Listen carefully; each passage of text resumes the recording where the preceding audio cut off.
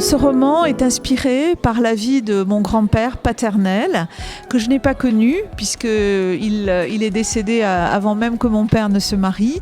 Et donc mon grand-père paternel, à l'âge de à peine 20 ans, a quitté son petit village de la montagne libanaise pour partir à la conquête de l'Amérique.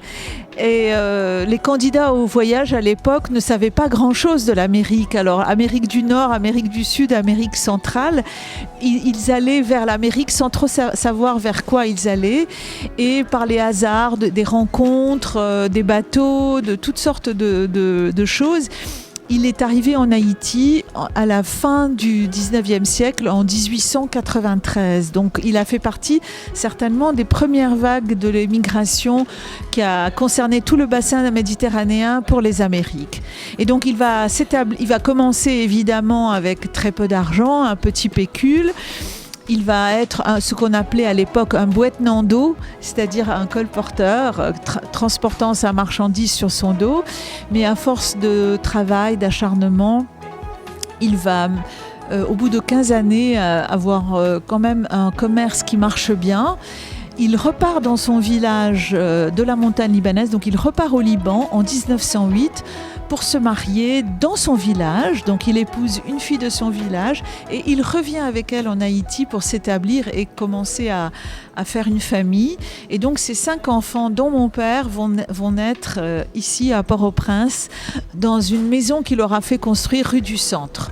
Donc c'est un petit peu toute cette aventure qui comporte toutes sortes de volets, de difficultés, de bonheur, de trahison aussi, en fait, qui va venir par les membres de sa propre famille. Parce que comme vous le savez peut-être, quand un émigré réussissait au pays, il faisait souvent appel à d'autres personnes de son village ou de sa famille pour venir participer avec lui, développer les affaires. Et c'est comme ça que 2 de ses neveux vont venir en Haïti et ne vont pas toujours très bien se comporter à son égard, vont même le trahir et voilà. Donc c'est un petit peu toute cette histoire qui a inspiré, mais ce qui est véritablement un roman. Ce titre Aller-retour, c'est parce que en fait, il va finir par rentrer au pays, c'est-à-dire qu'il ne va pas, il s'établit, il va vivre 30 ans en Haïti, mais à un moment donné, vers 1924-25, il va rentrer au pays. Alors il va rentrer au pays parce que il est affaibli, il a fait un accident de voiture assez grave et il n'a jamais très bien récupéré. Du coup, ses affaires vont moins bien parce que ce sont ses neveux qui s'en occupent. Ses enfants sont encore très jeunes et ça ne se passe pas très bien avec ses neveux dont j'ai déjà parlé. Et puis, entre-temps, il y a eu un événement important en 1920, donc fin de l'Empire ottoman, le Liban est créé.